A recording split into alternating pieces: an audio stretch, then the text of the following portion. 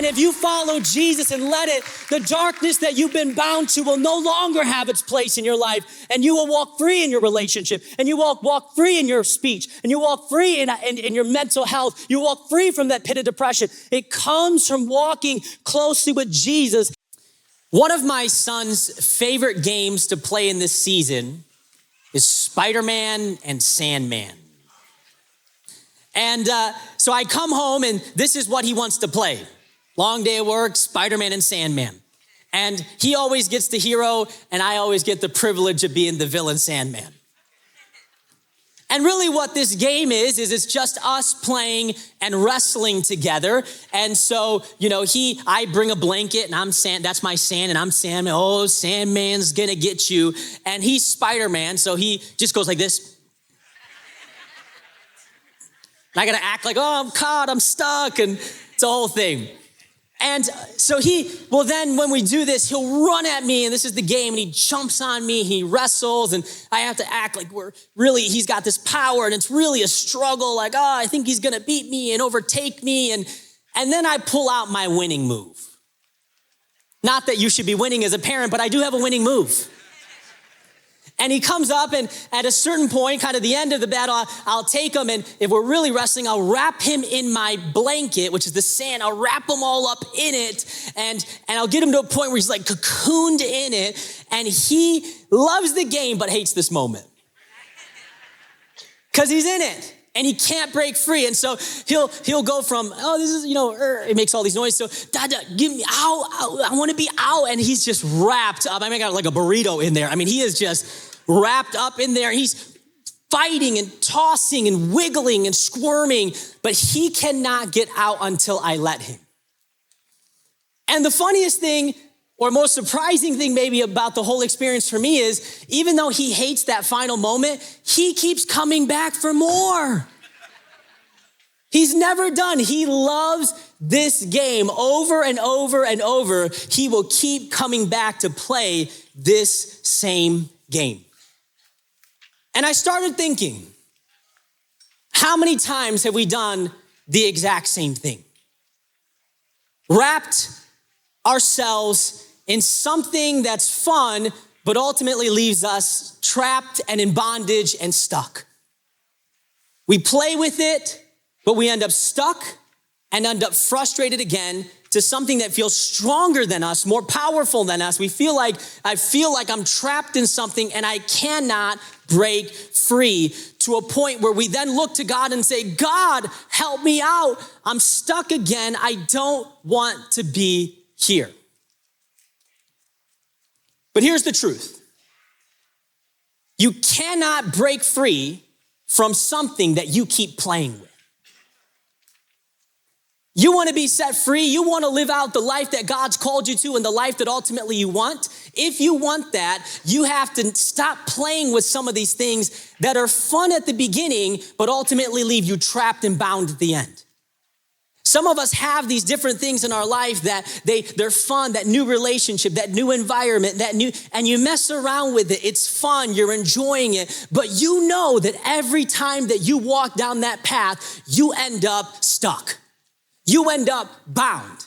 You end up feeling like, I don't know how to get out of this thing, but it keeps holding me back, but it feels too powerful to break free. That can be depression, that can be addiction, that can be sleeping around. There's everything and anything that is sin can ultimately bind us. But I want you to know this, that you may be in the room and feel completely discouraged, completely bound, completely like I've prayed and tried and my heart really wants to break free and not break free. But I think a lot of people have never been taught truly how to be set free.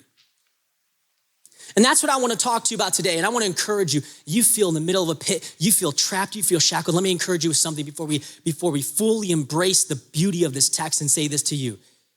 Jesus can set you free.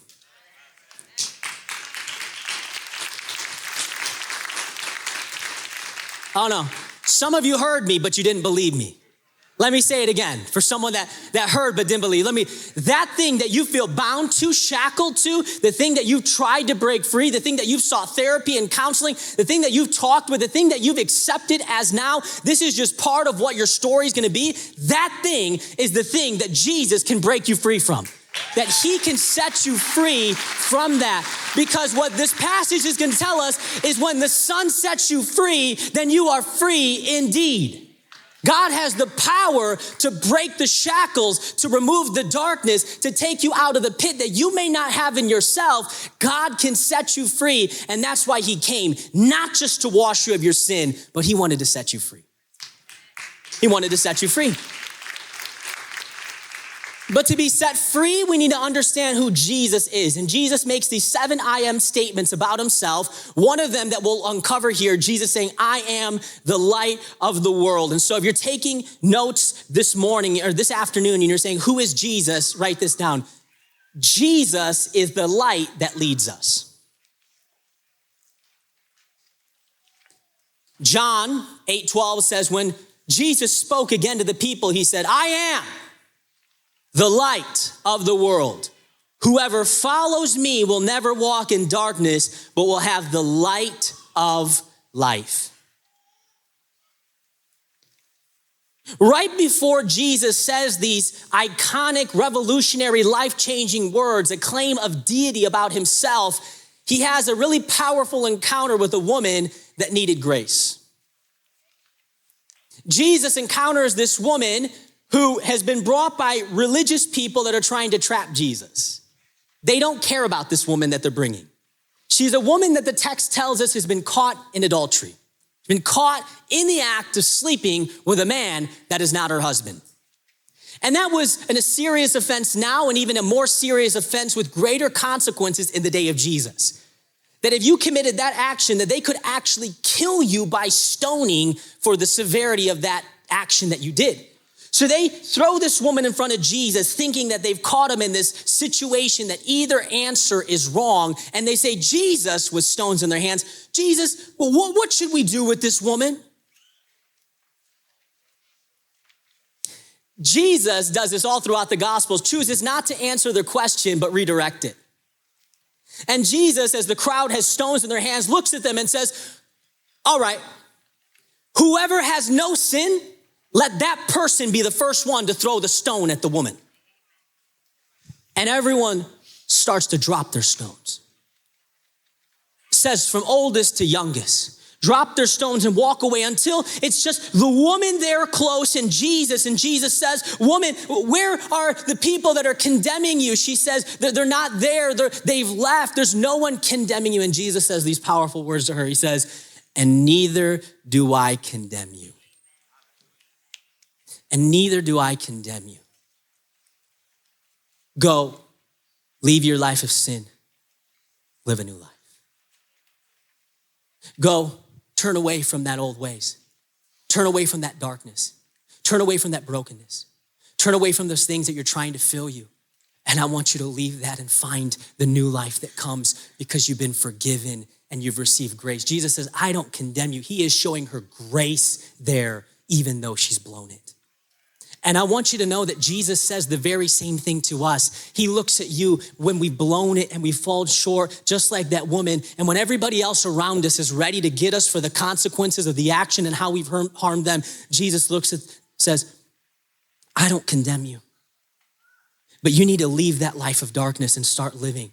And I want you to understand something about grace, because a lot of times we get it wrong. We think it's just, God gets us off easy. That's not what it is. Grace is not a free pass. Grace is a fresh start. God doesn't say, that wasn't sin, that wasn't a big deal, that didn't hurt people, that didn't mess up. No, she messed up a family there. Jesus goes, no, he doesn't excuse the sin, he forgives the sin. He shows her grace when she doesn't deserve it and says, I don't condemn you, but I call you forward out of this darkness to live a new life because you've been forgiven by the one who is God. And immediately following that context and that story, as Jesus is now teaching in the temple, he makes this revolutionary claim of deity saying, I am the light of the world. I am, he's saying, the essence of illumination and truth. I am the source of ultimate light. Light and life always go hand in hand. John chapter 1 says, in him was life, the essence of life. And this is important for us to understand because in our day and age, there's a lot of different things that claim to be light, that claim to be the truth, that claim to be the way. And we live in a culture that is pluralistic. We don't want to step on each other's toes, so we've just all agreed that we all have our own truth. And there's a lot of different ways. And you know what we found out? That's kept us safe from being criticized by people, but it's kept us chained. We've told people, yeah, whatever path leads you to freedom and breakthrough, and it doesn't work. That's why you got a generation hungry for Jesus, because they've tried all of those other things that have promised them breakthrough in life, and yet they're shackled and chained more than before. But Jesus doesn't say he's a source of light. He says he is the light. He's the ultimate light. He's the highest light. He's the greatest light. Everything else is just a reflection. Everything else is just an imitation. He is the source of light that leads to ultimate eternal life in him. He is not an option. He is the only way. I think there's a bunch of different paths. Well, then you'll always be chained, because Jesus makes a claim about himself that he says, I'm not a source of light. I am the light that this dark world is searching for, and I've come into it to guide people to life. It was because of his love for us. And so he came to lead us out of darkness and into light, because he is the light of the world. And you know, this passage is telling us the contrast between light and darkness. There's a big difference between having the lights on in a room and having the lights off. My son, we just installed in my saints room full 100% blackout curtains. I mean, it is pitch black in the room when you close this. It could be midday and you close that curtain and it is completely black in his room. And so, you know, the other day, I was in the room with him. I said, hey, Saint, time to go to bed. And he loves to run down the hall in front of me and then hide in the pitch black room. So I followed him and I said, hey, Saint, I can't see him. I'm like, hey, Saint, like I'm not even playing. I'm like, dude, where are you? Come out. I don't know where you're at. Saint. And he's hiding in this corner and I find him and I can hear him. I said, hey, Saint, we got to get out. And I can't see him, but I can hear him. And I lean down to grab him and he stands up because he knows he's been caught. And we just hit our faces right onto each other. You know why? Because I couldn't see. I was in the dark. And when you're in the dark, you don't know what you're doing. It's a lot easier to get hurt. It's a lot easier to mess things up when you can't see. It's a lot easier to mess up your identity, mess up your gender, mess up your relationship, mess up your peace when you can't see and you're trying to navigate things in the darkness. But that's why Jesus came into our world. And so every night when I grabbed him afterwards and put him in his bed, I always keep the door open just a crack, just a small crack. Because I want him to go to sleep, but I keep it just open a crack. And here's what I know, that when I'm done praying with him and done telling him his story about the spider, we have a whole routine. When I'm done, all I have to do is look to the sliver or crack of light in the room. And if I look to the light, doesn't matter how far into the dark room I am never lost when there is a light in the room. All I have to do when I'm lost in the darkness is find the light. And if I find the light, if I take steps towards the light, I will leave the darkness and enter into a place where now I can see things more clearly. Let me tell you, you may be discouraged right now. You may feel like you're stuck right now. But if there's light in the room, there's hope in the dark. If there's light in the room, then there's hope in the dark. You say, you don't know. You don't know my situation, Pastor. You don't know what I'm going through. You don't know how people have left me, how bad I've blown it. I don't know your situation. But what I do know is that with Jesus, there's always hope. It may be incredibly dark where you're at. You may feel incredibly discouraged. You may feel so trapped in this mental health thing that you're in, and you just feel like, I'm never gonna break free. But that is not true, because Jesus' light can always guide you to the life that you're looking for. You just have to find the light. Just follow the light. Jesus says, if you follow my light, you follow me, you will never walk in darkness, because when you have the right source of light, it's hard to stumble. I can see now. I can see what I couldn't see before. I can see different than what I could see before because now I have light. And light makes all the difference in what you're doing. My wife and I had our third kid in January. And so we bought these car seats that have been sitting in our garage forever. And I said, babe, we got to install these things finally. So we went downstairs. We started installing 3 car seats. Like, we're squeezing them in that row. 3 car seats in these car. And we're installing, we got them there. But here was the problem. I had installed motion sensor lights in my garage. So every few minutes, we're in the car working on these car seats, but the light couldn't recognize that the light said there's no movement. And because there was no movement, the lights would go off. And so I would have to get out of the car, be like, I'm here, right here. I'm right here. Okay, it's on. All right, here we go. Back to it. And every few minutes, the same thing. I'd have to get out of the car. And, it's great when you're pulling in, but bad when you're trying to work on something. And I had to keep waving and waving and waving because without movement, there was no light. And without light, there was no clarity. My problem wasn't the darkness. My problem was my stillness. God is calling you to follow him, which indicates movement. He never called you to live a Christian life that stands still. Standing still is disobedience. Standing still is living your own way. Standing still means that the light will go off and you're trapped in your darkness trying to navigate things. Jesus called you to look to him and to start moving. Follow Jesus. Take steps towards him. So if you're stuck in the dark, maybe it's time to start moving. Is there an area of your life that God has called you to take a step in and you've been like, but that's gonna cost me. I don't know, I think I'll stay here. And you're here, and for a while it feels okay until the light goes off because you're not moving anymore.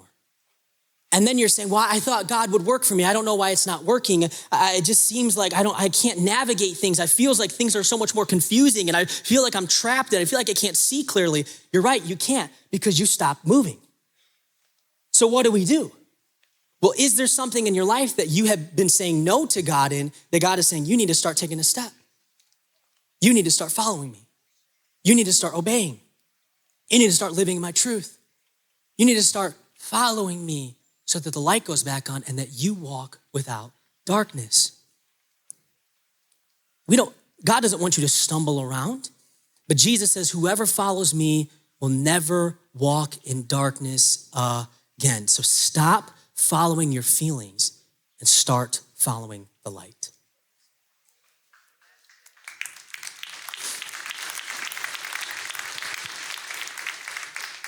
Here's the second thing that Jesus says, who he is. Jesus is the truth that confronts us. We're gonna be set free, we need to be aware of that. Verse 31 says, to the Jews who had believed him, Jesus said, if you, keyword here is hold to my teachings, then you are really my disciples. I want you to take note of this. He's not saying then you become my disciples. He's saying if you're the real deal disciple, then you hold to his teaching. It's not a condition to become a disciple. This is the reality of a disciple. And one of the most famous verses in the Bible, then you will know the truth and the truth will set you free. So this is one of the most powerful verses in the Bible, but this is also one of the most misunderstood verses in the Bible. That if you only follow the second half of the verse, you'll miss out on the full power of the truth. A lot of people are like, if you know the truth, I read my Bible, so I should be set free, but yet you're not set free.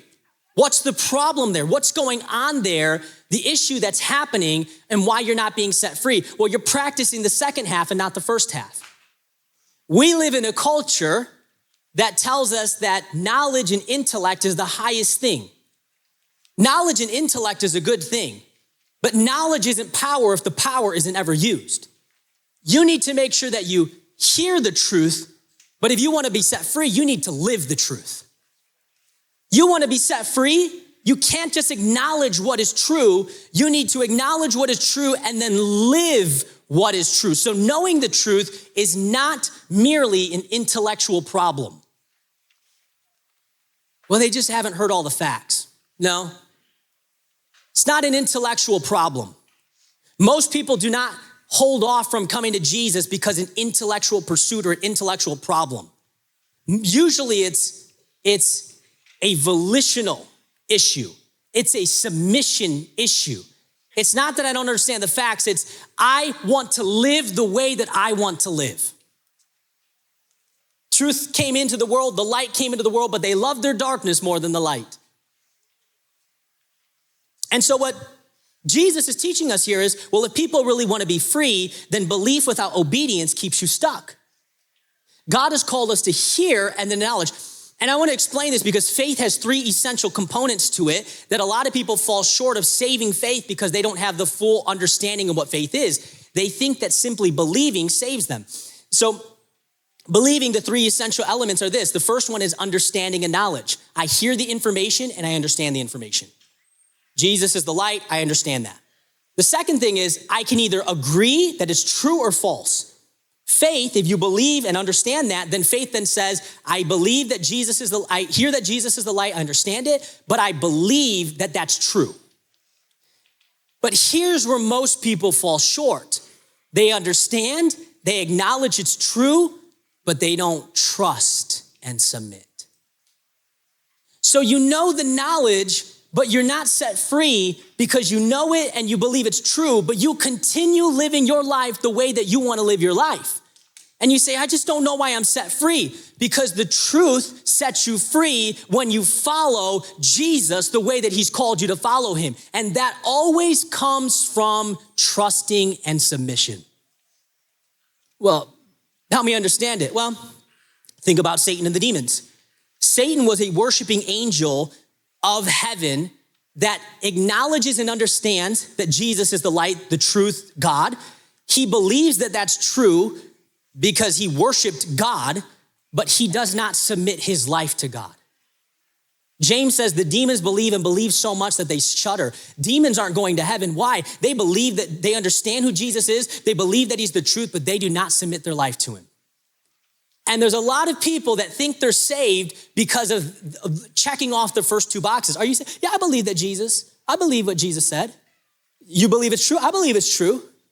Okay, but you look at their life and their life looks nothing like Jesus. Well, Jesus is saying, yeah, they checked the first two boxes. These Jews who believed were not saved because you can believe and not follow.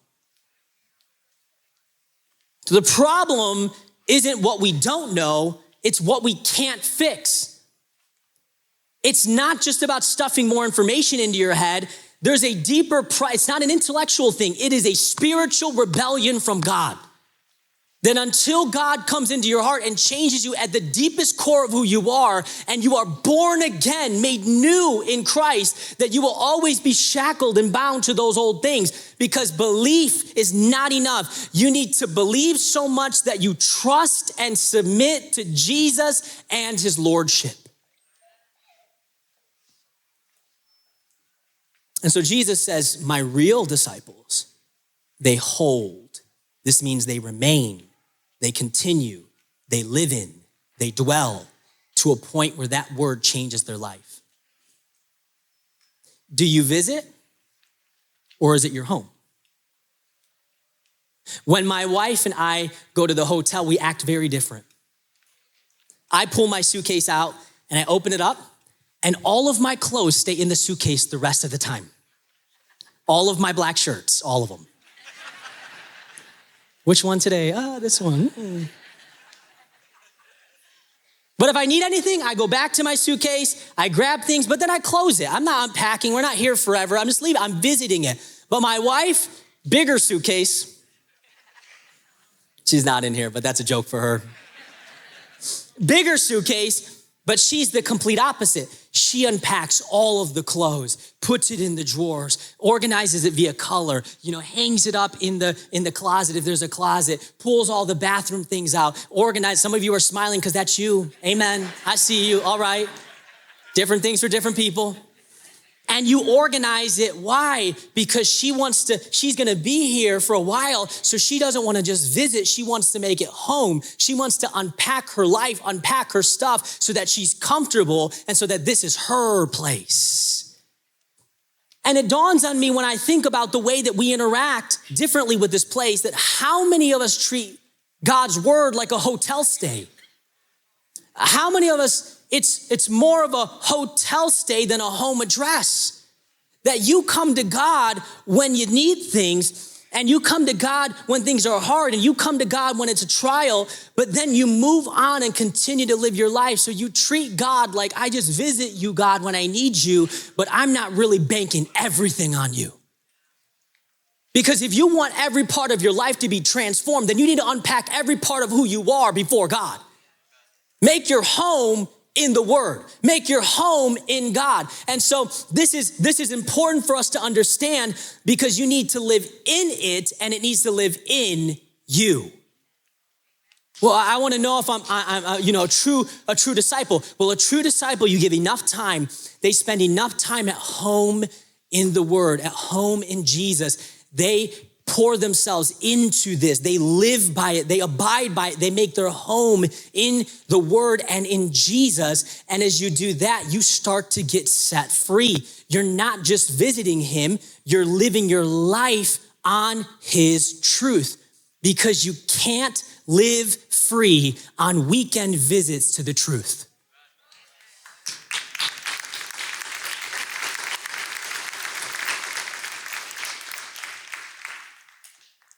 I go to church. That's a great first step. But do you only eat once a week? I just want to be stronger and break free. Well, how are you going to do that if you only visit it for 30 minutes on a Sunday? Jesus said, that's visiting my truth. That's not abiding. That's not continuing. That's not remaining. That's not making it your home. When it's your home, you are in it every day. You live it every day. You allow it to transform you from the inside out. You just know it, but you abide in it. You submit to it. You trust. You say, Jesus, I know what the world and the circumstances say around me, but I trust your promises. I bank my life on your promises. This is my home. This is my home. And if it's your home, it's your protection. I stand in Jesus so that when things are unraveling, I stand in his truth. I stand on his promises. I stand on his foundation. So no matter what gets thrown at you, you're always in the light and always being set free, because you've built your foundation on something that's firm, which is Christ and his teachings.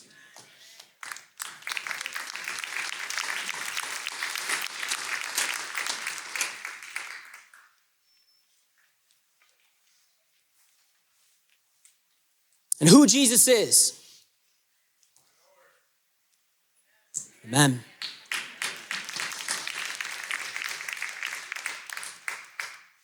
Jesus is the freedom that saves us. They answered him, we are Abraham's descendants. These are people that believe but are not saved. We are Abraham's descendants and have never been slaves of anyone. How could you say that we shall be set free? Jesus replied, very truly, I tell you, everyone who sins is a slave to sin. Now, a slave has no permanent place in the family, but a son belongs to it forever. So if the son sets you free, you will be free indeed. If the son sets you free. So, these people that believe check the first two boxes of understanding and acknowledging that it's true, but didn't feel like they needed to submit to Jesus. Why? Because they didn't think they were enslaved. They pointed to their upbringing as why they were good with God. We're Abraham's descendants. We're part of the people of God. Can I give you modern translation? I went to church growing up. I was baptized as an infant. I know the songs. I had a kid's Bible growing up. I identify as Christian on Facebook and Instagram. I even got a tattoo on my chest, Pastor. It's a verse. Philippians 4. Everyone's got that same verse. Don't hide it if it's you. Don't embrace it. Embrace it. That's you. Put that out. You're leaving today on Sunday. Let everyone know. Philippians 4. They said they didn't need to be set free because I'm good already, Jesus. I've been in tradition. I've been around those things. And yet they're absolutely bound in their sin. You say, well, how do you know that, Pastor? Well, the verse I didn't read afterwards says they're out to kill Jesus. They're plotting to kill an innocent man, Jesus, because they don't like that he's taking their political and social power away from them. They're so corrupted, they think they're God's people as they're planning a murder. And if you don't think you are blind, then you have no reason to seek out sight. If you don't think you're sick, then you have no reason to go to a doctor. What Jesus is saying is, if you think you're all right and you're lying to yourself, that you're not really trapped in your mess, then you will never come to Jesus as the light because you don't need it. You're good. But the first step of coming to Jesus is realizing, I am stuck. I am trapped. I have messed up.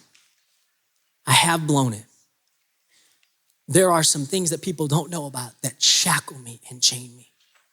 There are some things that have held me and my parents and my grandparents back, and I just feel totally bound to those things. And until you acknowledge your desperate need because you are chained, you will never come to Jesus for freedom. They wrote him off because we're all good, Jesus.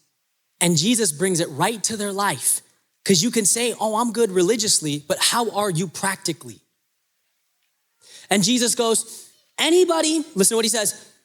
He says, anyone that's a slave, very truly, everyone who sins is a slave to sin. Jesus, we don't need to be set free. Jesus goes, everyone's a slave to everyone that sins, and this is habitual sin. This is not you sin every once in a while. This is sin. You cannot break out of it. You keep going back to it. It holds you. It's like that blanket. You are wrapped in it at this point. You can move. You can fight. You can break, but it wraps you again, and you keep playing around with it. It keeps holding you, and you feel like you have no power over it. Jesus is like, you're playing with yourself if that's your life, and you think you're free. You're lying to yourself if that's your life. I know you're saying this about your religiosity, but how are you in your day-to-day? How are you with your spouse? How are you with your children? How are you in your mind? How are you with your actions? Jesus is saying, I want to know if you're slave to sin, because everybody that sins continuously, habitually, is a slave. And if you're a slave, it's your master. Holds you, it guides you. You can't buy your way out.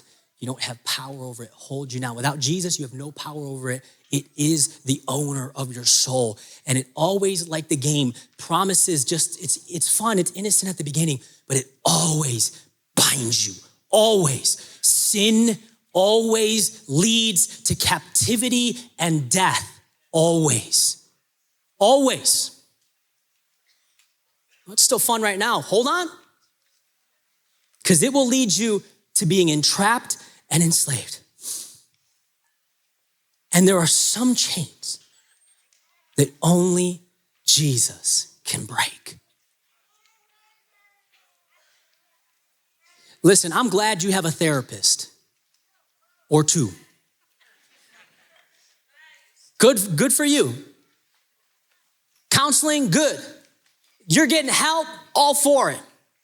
But there are some chains that are so deep in a person that it takes the supernatural power of the light of the world to come into your darkness and shine his light to break your chains. that there's not amount of hours or counseling or therapy or medication or anything that you can do, because it requires a supernatural being to step into your world and break those chains for you. Because Jesus did not just come to forgive you of your sins, he came to break its power. He came to break the power of sin in your life so that you didn't have to go back to it again, but you could actually choose to live a new life. You could actually choose to live right. You could actually choose to love your spouse. You can actually choose to not get vindictive with people. You can actually choose to forgive people when they've hurt you, that you don't have to choose retribution and vengeance, but you can actually choose a different path that leads you to life. And Jesus' promise, because I want you to hear this, Jesus' promise to you is if the Son sets you free, you are free indeed. You say, oh, I don't know if it works.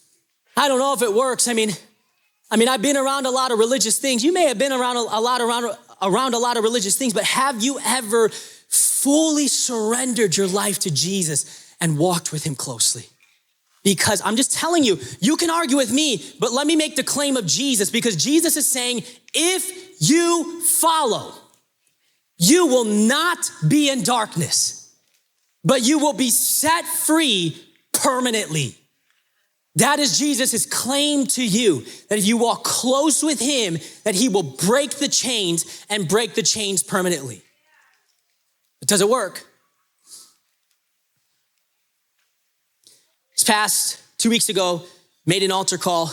Young guy comes up to me afterwards and he says, I'm struggling with some stuff, going through some things. And I said, all right. I said, have you ever surrendered your life to Jesus?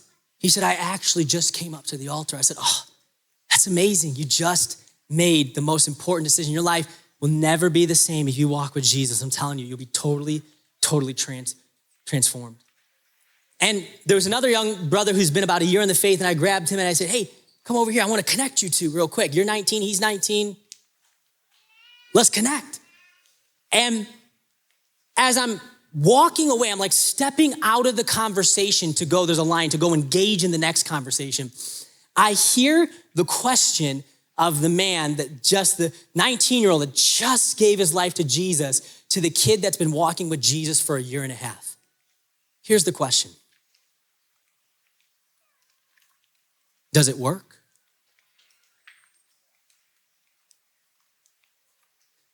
Does it work?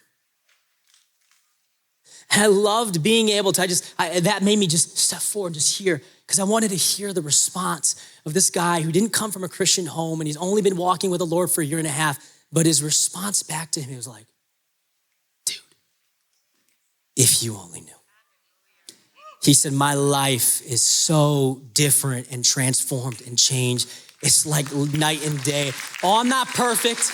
Oh, I got a lot to grow in still, but I'll tell you what, a year and a half of walking in the light of Jesus, I am nothing like I used to be. He has totally transformed me. He has totally changed me. I am not the same. The more that I walk with him, the more that he changes me from the inside out. And we have a world around us looking for something that works. Does it work? Does it work? Does it work? And the answer is not, the question is not, does it work? The question is, will you let it?